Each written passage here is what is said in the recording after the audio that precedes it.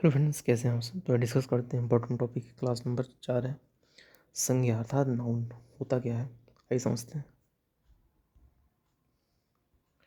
देखिए संज्ञा बाकी आपने पढ़ा होगा। संज्ञा होता क्या है। A noun is the name person place और थिंग्स, मतलब किसी व्यक्ति वस्तु या स्थान या भाव इत्यादि के नाम को संज्ञा कहा जाता है।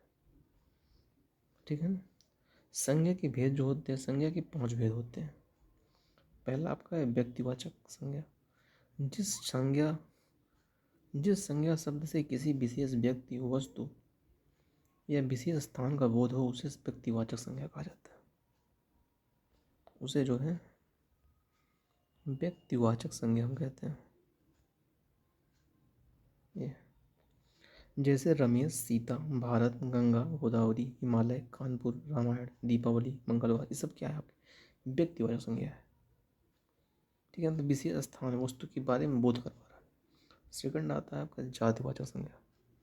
जिस संज्ञा से एक ही प्रकार की वस्तुओं या एवं व्यक्तियों का बोध हो उसे क्या कहते हैं, जातिवाचक संज्ञा बोलते हैं। जैसे मेज, कुर्सी, शिक्षक, हाथ, पैर, गाय, झील, नदी, शहर इत्यादि, ये सब क्या है आपके जातियों के बारे में बोध हो रहा है। तो एक ही प्रकार की वस्तुओं के बारे में बोध हो रहा है, याद आते हैं जातिवाचक संज्ञा। इसमें देखते हैं। उसके बाद है भाववाचक संज्ञा। जिस संज्ञा से किसी व्यक्ति अथवा वस्तु के भाव का बोध हो उसे हम बोलते हैं भाववाचक संज्ञा। जैसे क्रोध हो गया, घृणा हो गया, प्रेम है, अच्छाई है, बुराई है, बीमारी है, बुढ़ापा है, लंबाई है, मिठास, बचपन, हरियाली, सच्चाई, ये सभी आपके जो है भाववाचक में आते हैं। उसके भाव के बारे में बताया जा रहा है। नेक्स्ट है आपका द्रव्यवाचक। जिस जिन संज्ञा पदों के द्वारा ठोस, तरल, धातु, अधातु इत्यादि का बोध हो उसे बोलते हैं द्रव्यवाचक संज्ञा। जैसे कहा गया है कि कोयला, दूध, लोहा, सोना, चांदी, यहाँ पर पानी, घी, तेल इत्यादि सब आपके द्रव्यवाचक है, तो मटेरियल में आता है। नेक्स्ट है आपका 5 नंबर समूहवाचक। जिस संज्ञा से व्यक्तियों वस्तुओं के समूह का बोध हो उसे हम बोलते हैं समूहवाचक संज्ञा। जैसे कक्षा, सेना, संघ, परिवार, सभा, पुलिस, भीड़ इत्यादि, ये सब क्या है, समूह में होते हैं। इस प्रकार से बोलते हैं समूहवाचक संज्ञा। ठीक है। नेक्स्ट है, देखिए समझते हैं किस तरह से पूछे जाते हैं। जैसे सीटेड पेपर फर्स्ट पूछा गया है 21 जनवरी 2024 को। भाषा फर्स्ट हिंदी में पूछा गया है कि समूह से भिन्न शब्द है। स्वच्छता, निर्मलता, सम्मान, स्वच्छ। चलिए बताइए।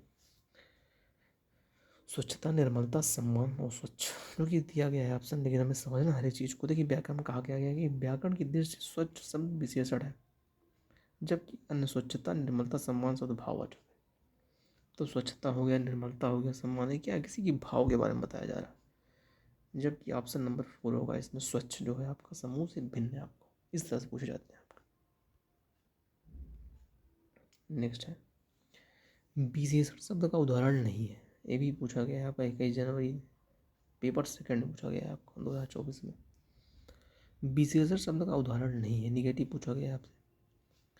मतलब आज में होगा आपका। देखिए पहले व्याख्या समझ लीजिए। स्वास्थ्य शब्द भाववाचक संज्ञा है, स्वास्थ्य शब्द में भाववाचक है, जबकि अन्य सभी विशेषण है। तो आपका कौन सा नहीं है पूछा था, तो आपका स्वास्थ्य नहीं होगा। ये भाव के बारे में बता रहा है। बाकी और सब चीज़ें क्या है, विशेषता है। संज्ञा जैसे क्या, विशेषण, संज्ञा, विशेषण, संतुलित, संतुलित, स्वास्थ्य, स्वास्थ्य, व्यवस्था, व्यवस्थित, इतिहास, ऐतिहासिक। ठीक है ना। इस तरह से आपका ऑप्शन थर्ड हो जाएगा आपका। नेक्स्ट है बचपन शब्द है जातिवाचक संज्ञा, द्रव्यवाचक संज्ञा, भाववाचक संज्ञा, व्यक्ति।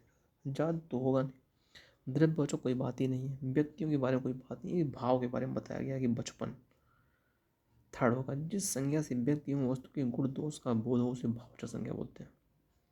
जैसे अच्छाई है, बुराई है, प्रेम है, क्रोध है, घृणा है, सच्चाई है, सब आपके आते हैं भाववाचक संज्ञा में आ जाते हैं। नेक्स्ट समूह से भिन्न है अग्नि, अधिकार, अध्यात्म, आधिकारिक। देखिए अग्नि, अधिकार, अध्यात्म विशेषण है, जब आधिकारिक क्या है आप, ये संज्ञा है। ऑप्शन नंबर 4 हो जाएगा आपको। 8 नंबर समूह से भिन्न है अवरोध, आत्मा, आदर, आधारणी। अवरोध, आत्मा, आदर, ये सभी आपके संज्ञा हैं। जबकि आदरणीय आपका एक विशेषण है।